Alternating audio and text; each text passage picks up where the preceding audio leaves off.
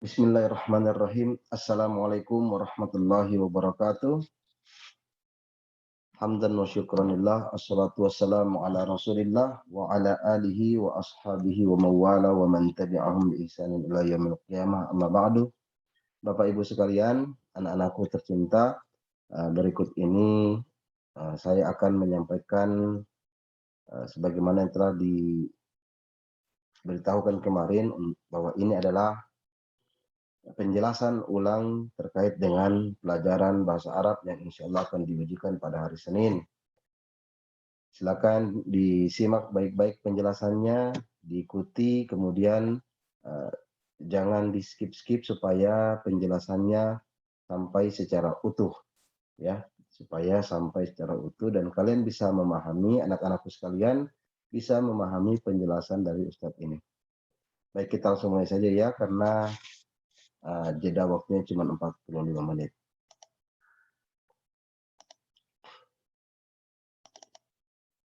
Baik.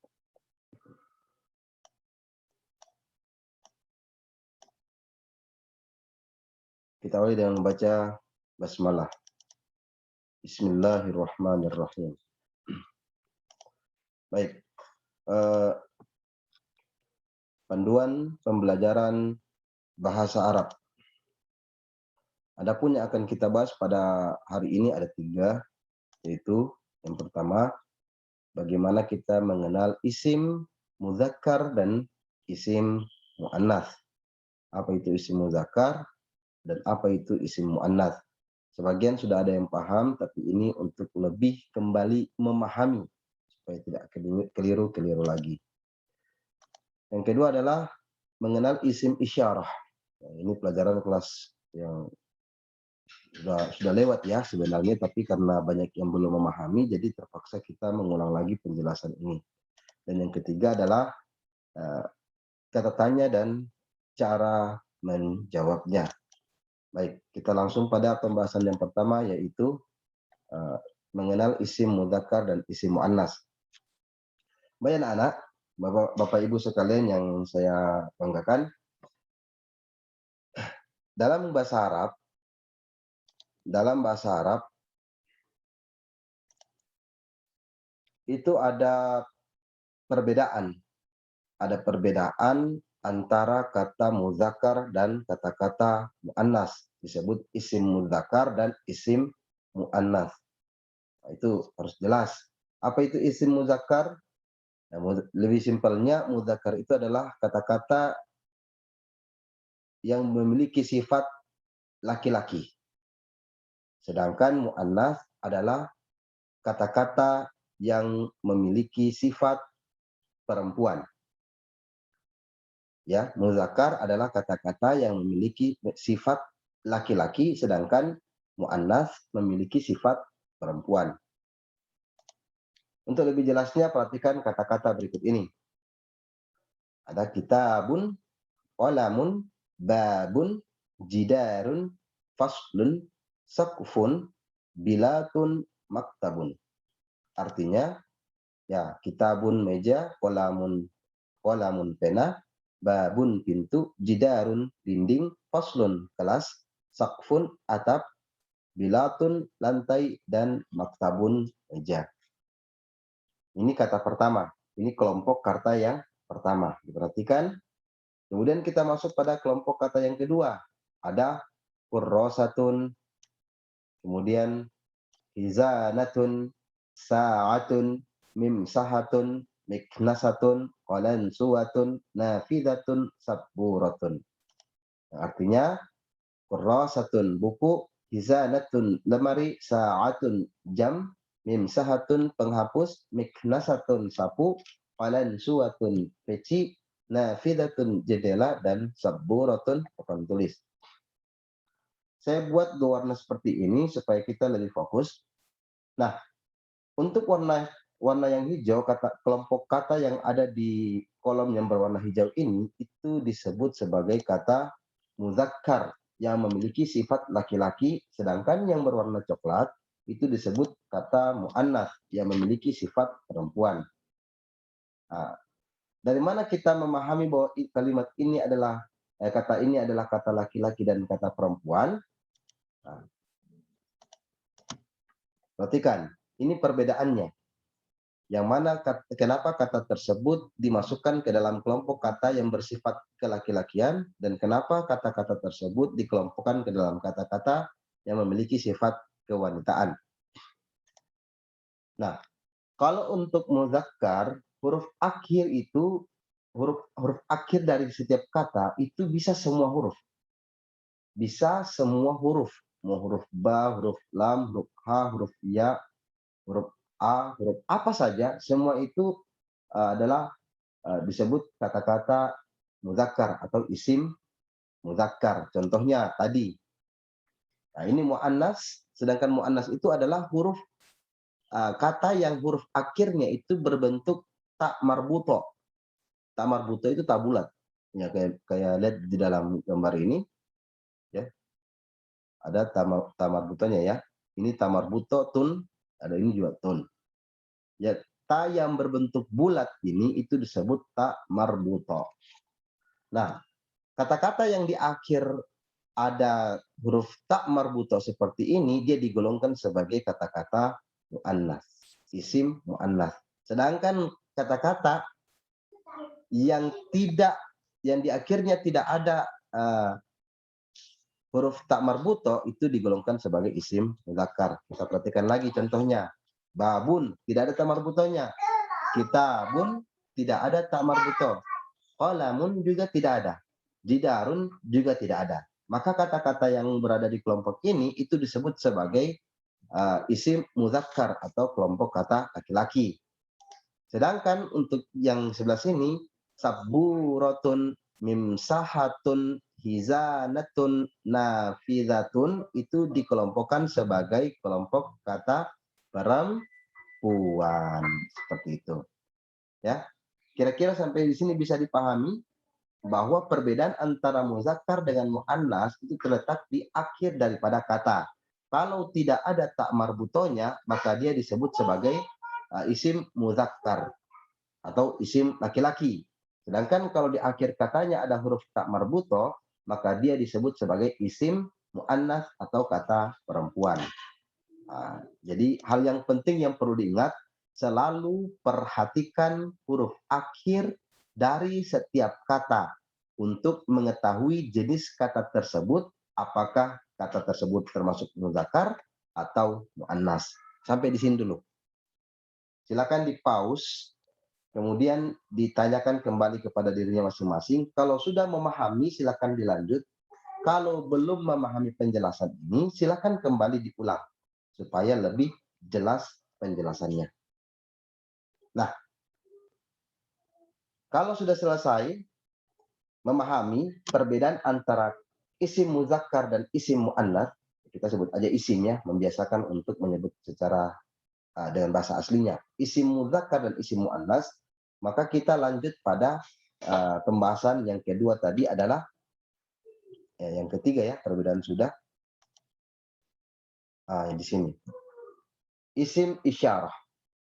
Isim isyarah itu disebut sebagai kata tunjuk. Apa? Kata tunjuk. Hadza artinya ini.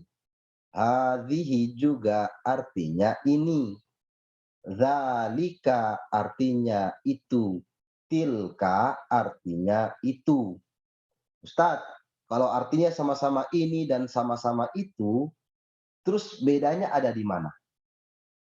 Nah, bedanya adalah hadza ini digunakan untuk semua kata-kata benda yang bersifat laki-laki atau isim mudzakkar.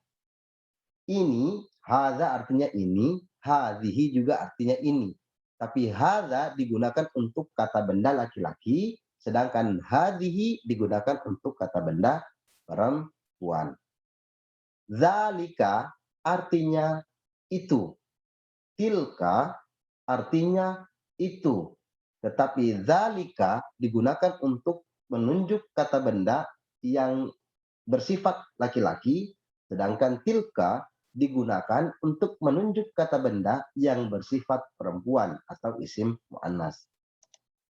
Nah, Jadi padanannya adalah hadza babun, zalika babun, hadza kitabun, zalika kitabun, hadza qalamun, zalika qalamun, hadza jidarun, zalika jidarun. Tidak boleh diganti. Misalkan hadhihi babun, keliru. Kenapa? Karena hadhihi kata tunjuk untuk muannas. Jadi tidak boleh dipadankan dengan kata muzakkar. Kenapa tidak boleh? Tilka kitabun, tidak boleh. Kenapa? Karena tilka ini isim isyarah atau kata tunjuk yang berlaku digunakan untuk isim muannas, untuk kata-kata muannas. Nah, contohnya ya ini sabburatun, mimsahatun, ada tunnya di belakang. Izanatun, nafidatun. Nah, ini baru bisa masuk. Hadhihi sabburatun, tilka sabburatun. Hadhihi mimsahatun, tilka mimsahatun. Bisa dia masuk. Yang tidak boleh bagaimana? Hadza mimsahatun. Keliru. Kenapa? Karena hadza itu untuk muzakkar. Jadi tidak boleh dipasang di depan sabburatun, hadza sabburatun, zalika sabburatun, itu keliru. Ya. Yang betulnya bagaimana? Ya, isim isyarah, kata tunjuk muzakkar, diletakkan di depan kata-kata isim muzakkar. Sedangkan isim isyarah untuk muannas diletakkan di depan isim muannas. Tidak boleh ditukar. Sampai di sini bisa dipahami? Baik, contoh. Hadza. Oke, tadi saya sebutkan. Hadza. Kolamun. Kolamun di mana? Kolamun ada di sini. Di kata kalimat mudzakkar. Hadza kolamun. Tidak bisa. Hadza hizanatun. Tidak boleh. Ya. Zalika kira-kira yang mana masuk?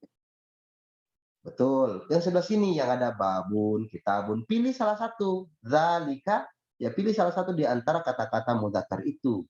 Tidak boleh pilih yang kata muannas.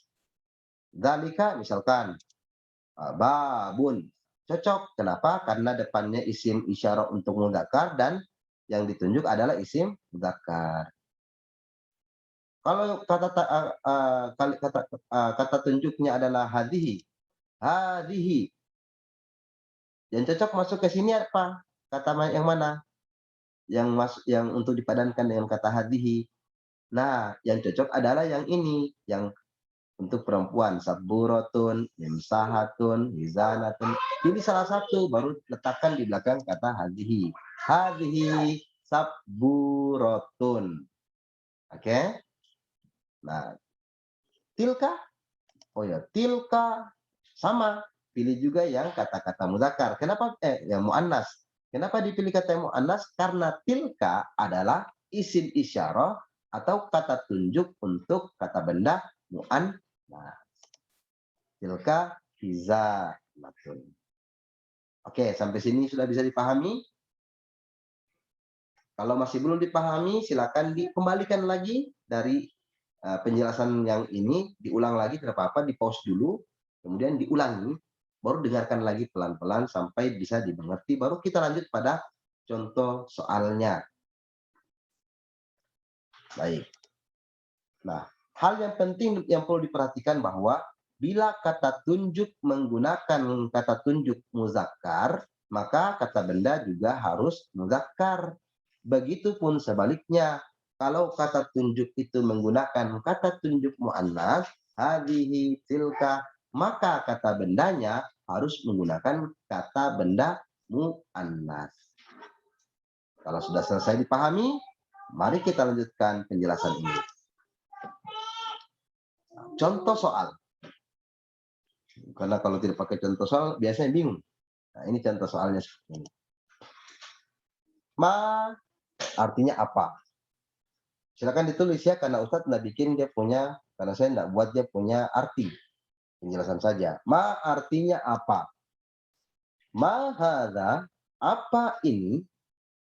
Kalau soal seperti ini terletak dalam pilihan ganda, multiple choice, Maka pilihannya pasti ada 2 yang salah, 1 yang benar. Gitu. Lalu bagaimana jawaban yang benar? Ya kita lihat tanda isim isyarahnya hadza. Berarti jawabannya adalah hadza titik. Titik ini diisi dengan kata apa? Mudzakkar atau muannas. Walaupun tidak ada gambarnya, tetap kita bisa menemukan jawaban bahwa yang diisi di sini adalah kata mudzakkar. Kenapa mudzakkar? Karena isim isyarahnya adalah isim isyarah mudzakkar. Hadza maktabun. Misalkan jawabannya, pertanyaannya, ma hadza? Jawaban. Ma hadza titik. A. Kitabun. B. Kolan suwatun. C. Saburatun. Maka otomatis kita akan memilih yang kitabun. Kenapa? Karena kitabun termasuk isim mudzakkar, sedangkan isim isyarahnya ini adalah isim isyarah untuk mudzakkar. Ikuti saja perhatikan isim isyarahnya. Berikutnya, ma hadhihi. Nah, kalau pertanyaannya menggunakan isim isyarahnya hadhihi, berarti isim isyarah untuk muannas. Kalau isim isyarahnya untuk muannas hadhihi, maka kata benda yang menjadi jawabannya pasti adalah kata benda muannas atau isim muannas. Nah, fidatun. Tidak mungkin hadhihi maktabun, pasti keliru. Sama juga, madzalika, apa itu? Walaupun tidak terlihat bendanya, tapi jawaban multi pilihan gandanya itu pasti akan ada yang salah. Yang salah itu jangan dipilih. Yang benar yang dipilih. Apa yang benar? Yang benar adalah yang jawabannya sesuai dengan isim isyarat ini. Perhatikan, dzalika itu isim isyarat untuk mudzakkar atau muannas? Muannas. Maka jawabannya juga harus mudzakkar. Sorry. Dzalika itu adalah isim isyarah untuk mudzakkar. Maka jawabannya juga harus isim mudzakkar, tidak boleh isim muannas. Sama juga kalau pertanyaannya matilka. Nah, kita lihat lagi isim isyarahnya ini. Diperhatikan. Isim isyarahnya ini untuk apa? Mudzakkar atau muannas? Kalau untuk muannas, maka jawabannya pasti kata-kata muannas. Tilka saburotun. Tanda muannasnya mana? Tanda muannasnya adalah tun di akhir. Tanda mudzakarnya mana? Di belakangnya tidak ada tun. Baik. Kira-kira untuk penjelasan ini sudah dapat dipahami anak-anakku sekalian dan bapak-bapak, ibu-ibu yang nanti membantu anaknya untuk mempelajari bahasa Arab ini, kira-kira sudah bisa dipahami penjelasan ini? Kalau belum juga, silakan di pause kemudian diulang lagi. Tidak apa-apa. Ulang-ulang, insya Allah lama-lama akan memahami. Kalau ada pertanyaan, Ustadz, baru kosakatanya di mana? Kosakatanya sudah saya berikan kepada anak-anak. Tinggal dibaca lagi sambil berlatih menulisnya gitu. Kalau sudah bisa menulisnya, insya Allah mudah. Baik. Bentuk soal yang lain. Misalkan ada pertanyaan seperti ini. Titik maktabun. Titik-titik ini diisi dengan apa? Titik-titik ini diisi dengan isim isyarah. Isim isyarah. Kita lihat maktabun. Maktabun itu mudzakkar atau muannas? Mudzakkar. Maka titik-titik yang ini diisi dengan isim isyarah mudzakkar. Bebas. Yang penting dia mudzakkar isim isyarahnya. Mau hadza atau zalika, silahkan. Yang penting untuk mudzakkar. Ya. Mau yang hadza atau zalika terserah, yang penting untuk mudzakkar karena kata benda maktabun ini adalah kata benda mudzakkar. Jadi kalau dia menjawab zalika maktabun, benar. Titik-titik maktabun, dia isi zalika maktabun, benar. Atau dia isi hadza maktabun, benar juga. Kenapa? Karena hadza juga isi isyarah untuk mudzakkar. Jadi tidak keliru dua-duanya. Yang salah adalah ketika dia menjawab hadhihi maktabun, salah. Atau tilka maktabun, salah. Karena titik-titik ini harus diisi dengan isim isyarah mudzakkar. Kenapa? Karena kata bendanya adalah kata benda mudzakkar. Nah, kalau ada pertanyaan, tilka titik titik titik. Nah, sama seperti di atas gitu. Kalau yang isim isyarahnya ini tilka, itu isim isyarah untuk apa? Mudzakkar atau muannas? Muannas. Maka titik-titik itu harus diisi dengan kata benda muannas, bukan mudzakkar. Jadi kalau dia mengisi seperti ini, tilka saburatun. Benar. Atau mungkin ada yang menulis dengan jawaban yang lain, bukan saburatun. Mungkin yang dia ingat adalah yang mim sahatun. Dia tulis tilka mim sahatun. Benar. Kenapa? Karena dua-dua ini adalah isim muannas. Yang salah kalau kemudian dia menjawab tilka babun. Kenapa salah? Karena tilka adalah untuk muannas, sedangkan babun itu kata muzakkar. Kira-kira sampai di sini bisa dipahami? Oke, kita lanjut. Karena tidak ada pertanyaan ya. Online. Mudah-mudahan dipahami Allah. Rabbi zidni ilman warzuqni fahman. Baik. Nah, contoh soal yang lain yang nanti ada dalam ujian menggunakan kata hal. Hal. Hal itu artinya apakah? Hal hadza kursiyun? Apakah ini kursi? Nah, untuk menjawab pertanyaan yang seperti ini Bapak Ibu sekalian dan anak-anakku yang berbahagia, untuk menjawab pertanyaan seperti ini, hal hadza, hal, pertanyaan hal itu ada dua cara. Ada dua cara. Cara yang pertama adalah na'am. Na'am artinya iya. Silakan ditulis. Ustaz mau bikin dia punya arti. Na'am artinya iya. Dan jawaban yang kedua adalah la. Tidak. Yang pertama iya, yang kedua tidak. Ini perlu diperhatikan. Perhatikan hadza kursiyun. Hal itu pertanyaan, cara menjawabnya ada dua. Yang satu na'am, iya. Yang satu la, tidak. Paham? Nah, kalau na'am bagaimana cara menjawabnya? Kalau na'am, jawabannya, maka tanda yang Ustadz suruh perhatikan ini ditulis di belakang kata na'am. Na'am, hadza kursiyun. Iya, ini adalah kursi.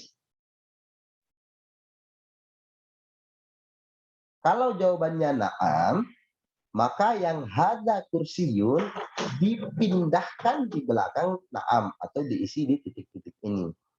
Kalau jawabannya na'am. Kan biasanya pertanyaan begini. Al hadza kursiyun, tanda tanya, na'am, koma, titik, titik, titik. Nah, kalau jawabannya na'am, maka hadza kursiyun dipindahkan di belakang na'am. Paham? Bagaimana kalau jawabannya la? Tidak. Kalau jawabannya la, tidak, ya, maka ada tambahan bal sebelum jawaban. La, bal. Bukan. Itu bukan kursi. Bal artinya tapi. La, bukan. Apakah itu kursi? Bukan. Tapi, seperti itu. Hal hada kursiyun? La. Bal, tapi. La. Bal, hada kitabun. Misalkan. Kitabun. Kenapa kita mengisi kitabun di sini? Bisa apa saja. Bisa apa saja. Bisa babun, bisa maktabun, bisa kolamun, bisa maq'adun, bisa jidarun, bisa apa saja. Yang penting katanya adalah muzakkar. Ya, apa saja boleh diisi. Yang penting katanya muzakkar. Yang kedua, kata di sini tidak boleh sama dengan kata yang di sini. Ya, tidak boleh sama dengan kata yang di sini di pertanyaan.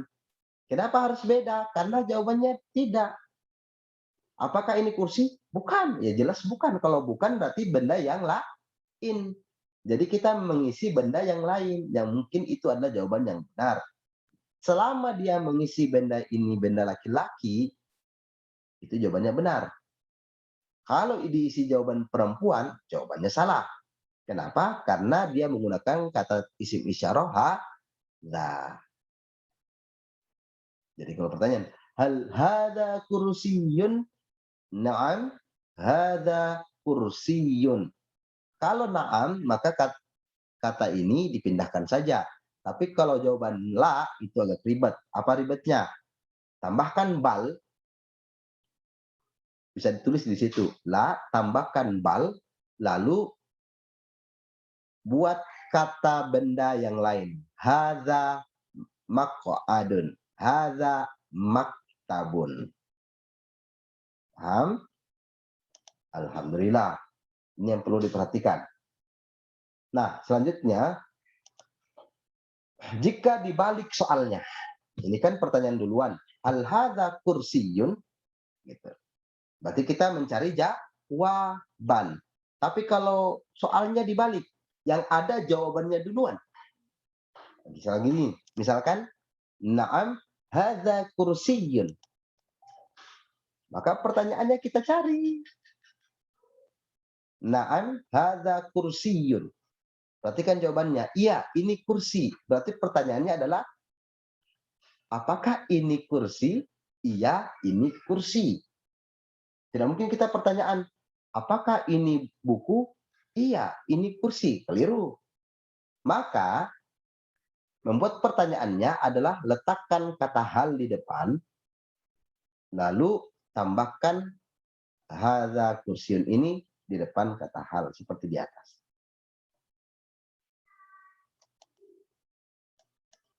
Nah, buat kata hal, kemudian tambahkan yang hadza kursiyun di depannya. Hal hadza kursiyun, seperti itu. Nah, bagaimana kalau jawabannya adalah la? La, bal hadza kitabun. Maka, cara membuat pertanyaannya seperti apa? Kita letakkan lagi kata hal di bawah hal. Nah, di sini perhatikan. Bal hadza kitabun. Bukan, tapi ini adalah buku. Maka pertanyaannya pasti selain buku. Kita tanya, apakah ini pulpen? Bukan, tapi ini adalah buku.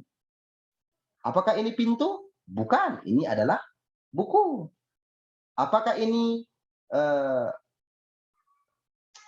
tembok? Bukan, ini buku. Jadi pertanyaannya, hadza ditambahkan dengan kata benda selain buku. Hal hadza qalamun? La, bal hadza kitabun. Ini adalah bentuk-bentuk soal yang akan diujikan besok pada hari Senin insyaallah. Ingat, selalu memperhatikan bentuk isim, apakah mudzakkar atau muannas, dan penggunaan isim isyarahnya. Ini yang penting. Sepanjang ini diperhatikan, maka insyaallah ulangan besok. Baik Bapak Ibu dan anak-anakku sekalian, terima kasih atas segala perhatian. Ustadz mohon maaf sekali kalau kemudian penjelasan ini masih kurang daripada kesempurnaan. Ustadz sangat berharap kalian bisa mencoba untuk memahami kembali penjelasan ini. Ini adalah penjelasan yang paling mudah yang Ustadz bisa berikan. Sekiranya ada yang lebih mudah daripada ini, pasti akan Ustadz gunakan. Tapi inilah yang termudah sepanjang pemahaman Ustadz. Demikian. Bila taufiq wal hidayah, kita berdoa semoga Allah Subhanahu wa taala memberikan kepada kita semua pemahaman dan mengerti tentang pelajaran. Sekian. Assalamualaikum warahmatullahi wabarakatuh.